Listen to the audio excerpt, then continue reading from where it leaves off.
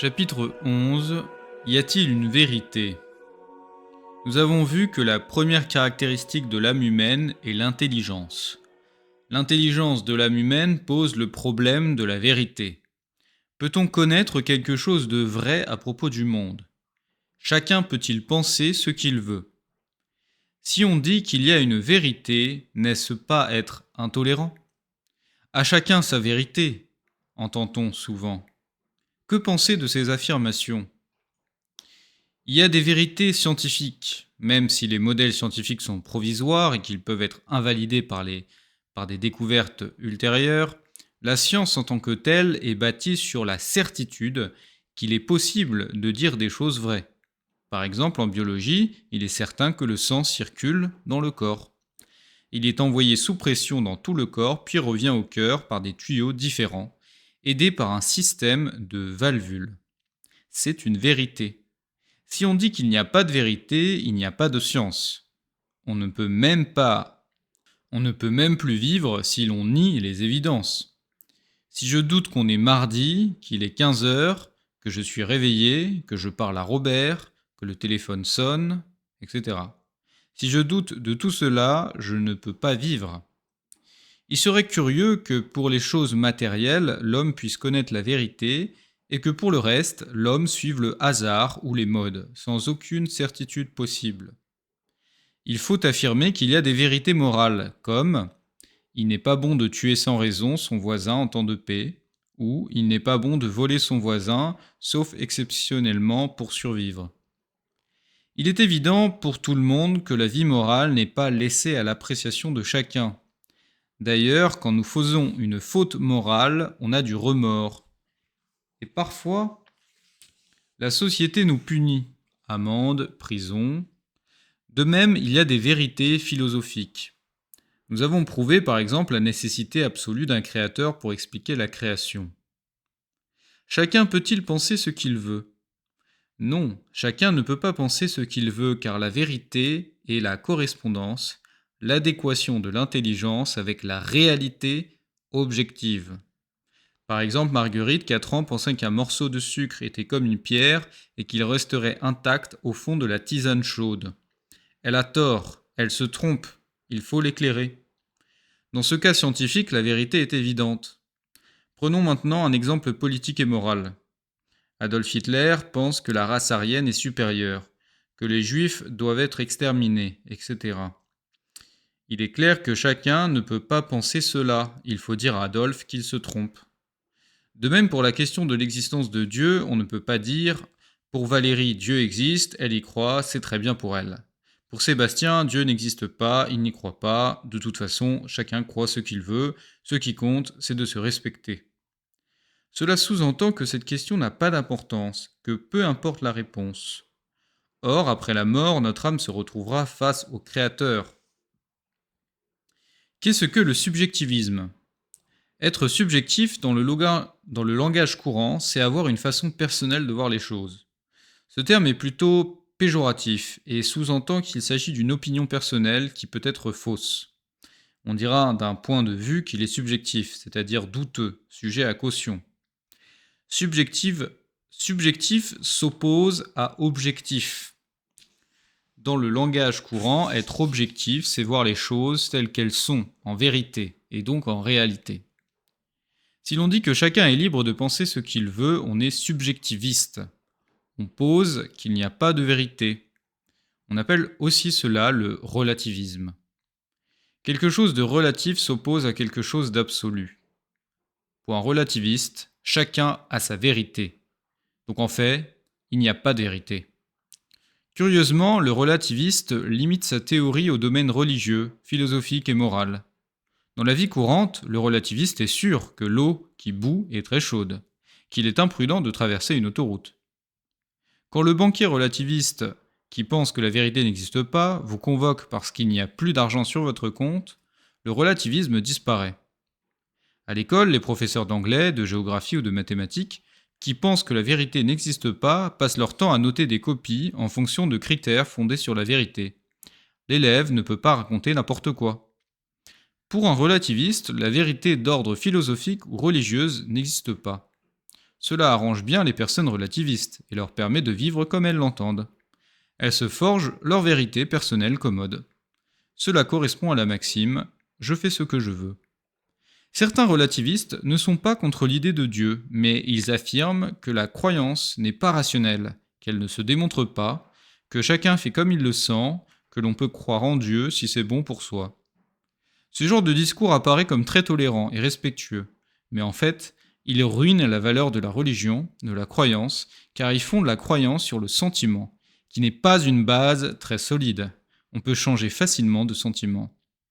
Or, nous avons vu auparavant que les preuves de l'existence de Dieu ne sont pas des sentiments. On ne croit pas en Dieu parce que cela nous fait du bien, ou parce que cela comble des angoisses existentielles. Le relativisme subjectiviste est un principe erroné.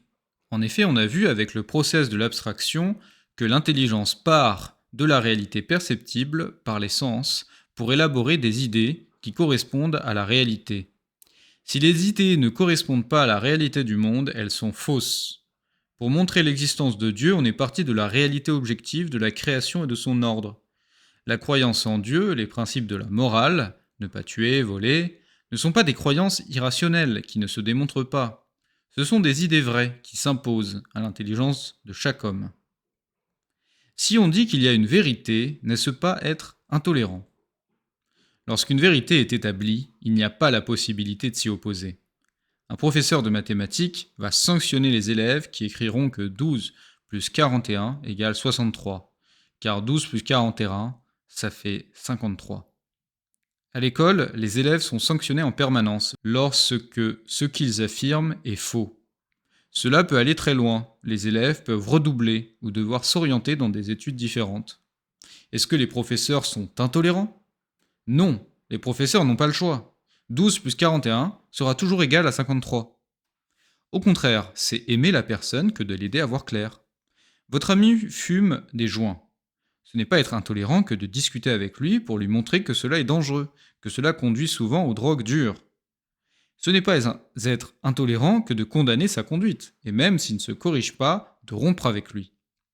C'est dire où est le bien, où est le mal.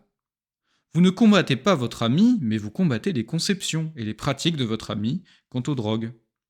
Vous aimez votre ami, mais vous ne respectez pas ses mauvais penchants. Cette problématique est liée à la question de la liberté. L'homme est-il libre de penser ce qu'il veut? En théorie, oui, en pratique, non. Car l'homme est lié à la réalité. Si quelqu'un vous dit qu'il fait nuit alors qu'il fait jour, qu'il est une femme alors qu'il est un homme, qu'il peut sauter dehors par la fenêtre alors que vous êtes au 25e étage, il peut le penser, mais il a tort. Et il n'est pas possible d'accepter, de tolérer, de penser qu'en un sens, il peut avoir raison. Il n'est pas possible de dire à chacun sa vérité. L'homme ne peut pas penser n'importe quoi. Ceux qui disent cela sont des menteurs. Peut-on être neutre en philosophie? L'étude de la philosophie peut être considérée comme un aperçu des grandes réflexions des penseurs au cours des siècles. Cela est intéressant pour la culture générale, pour connaître l'histoire de la pensée. Toutefois, une compilation d'auteurs est insuffisante au regard de l'objectif de la philosophie qui est la recherche de la vérité. La véritable philosophie, en effet, tente de répondre aux grandes questions que se pose l'être humain. Mais si la philosophie devient un catalogue de théories, si on ne privilégie aucune théorie, cela sous-entend que tout se vaut, que toutes les démarches sont respectables, qu'il n'y a pas de vérité absolue. C'est donc un choix philosophique, celui de relativisme subjectiviste. Exprimer une pensée sur des idées entraîne automatiquement un jugement de la pensée. C'est pourquoi l'idée de neutralité est absurde. On ne peut pas admettre que tous les systèmes soient pertinents alors qu'ils s'opposent. Refuser de poser le problème de la vérité et de l'erreur en philosophie, c'est condamner la pensée et la science qui est une démarche d'élucidation de la vérité. De plus, l'enseignement est forcément orienté par définition.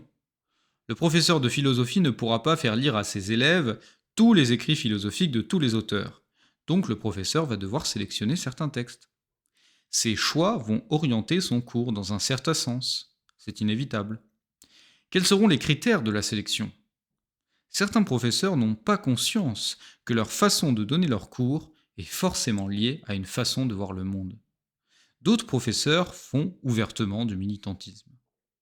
Pour ce faire, ils utilisent le débat, qui permet, étant donné la différence de niveau entre professeurs et élèves, et étant donné le consensus de la plupart des élèves, de faire habilement passer leurs idées. L'élève se retrouve seul et sans outil intellectuel, ne sachant pas quoi dire. Le poids du conformisme, des habitudes, des exigences du baccalauréat, des exigences des inspecteurs, font qu'on aboutit à un formatage de la pensée, avec toujours l'étude des mêmes auteurs. Vous pouvez être sûr que l'étudiant en classe de terminale n'étudiera pas Thomas d'Aquin, Gilson ou Jugnet, mais Freud, Marx ou Kant.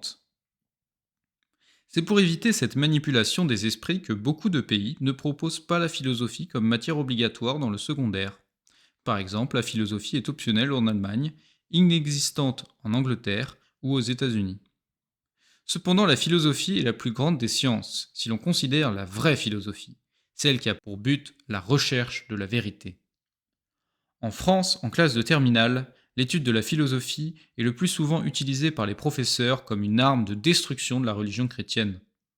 Il faut donc être bien vigilant, car beaucoup de jeunes perdent la foi religieuse ou achèvent de la perdre en classe de terminale. Quelle différence entre la philosophie matérialiste, idéaliste et réaliste? Nous avons déjà évoqué la philosophie matérialiste. Le mot matérialisme vient du mot matière. Pour le matérialisme, la pensée n'est que le produit de messages physico-chimiques qui viennent du cerveau, des organes matériels. Par définition, un matérialiste est athée, car Dieu n'étant pas matériel, n'existe pas pour lui. Il ne faut pas penser que cette philosophie soit moderne. La philosophie matérialiste est présente dès l'Antiquité avec le philosophe grec Épicure. Les erreurs philosophiques sont aussi vieilles que l'homme. À l'opposé, il y a la philosophie idéaliste. Le mot idéalisme vient du mot idée. L'idéalisme déclare que l'esprit ne peut connaître les choses en elles-mêmes. Les idéalistes pensent que l'esprit ne connaît que les ombres de la réalité des choses, pour reprendre l'image du mythe de la caverne selon Platon. Un idéaliste peut envisager que Dieu existe, mais il dira qu'on ne peut pas prouver son existence, que rien n'est sûr, qu'aucune religion n'est certaine. Cette philosophie est à l'opposé du matérialisme, mais cela ne veut pas dire qu'elle soit vraie. En effet, nous avons montré dans les chapitres précédents que la pensée n'est pas coupée du réel, que la pensée connaît les choses en vérité. La preuve, c'est qu'on arrive à dominer en partie la matière, à agir sur elle. Il ne faut pas croire que l'idéalisme est une philosophie moderne. Il est présent dès l'Antiquité avec le philosophe grec Platon. La troisième façon de voir le monde est la philosophie réaliste. Le mot réalisme vient du mot réalité, réel. Le réalisme explique que la vérité existe, que l'homme peut l'atteindre par les connaissances de son intelligence, connaissances qu'il tire du réel par ses sens. Ce sont les principes de cette philosophie qui ont été adoptés par le christianisme parce qu'ils sont vrais. Le matérialisme et l'idéalisme sont des façons fausses de voir le monde, car elles ne correspondent pas à la réalité. La philosophie réaliste est présente dès l'Antiquité avec le philosophe grec Aristote.